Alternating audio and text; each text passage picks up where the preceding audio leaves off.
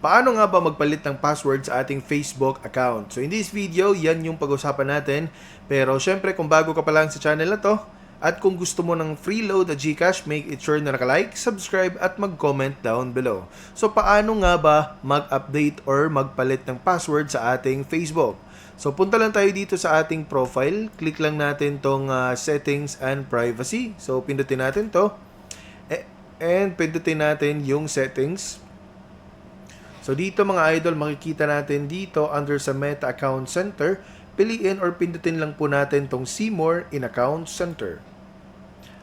Pag nandito na tayo, pindutin natin tong Password and Security.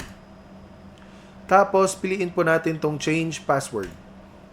So dito piliin po natin yung account na gusto nating palitan ang password. Halimbawa ito. So dito, kailangan nating i-enter or ilagay yung password, ang current password natin, no? Na nilagay natin from July 13, 2013. Pagkatapos, halimbawa ito, yung password natin. So enter lang din tayo ng new password natin.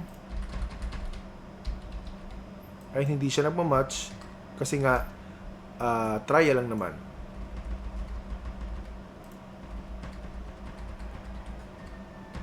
So, pag na-match na siya mga idol, no, pindutin lang natin tong log out of other device. Okay? Choose this if someone else use your account.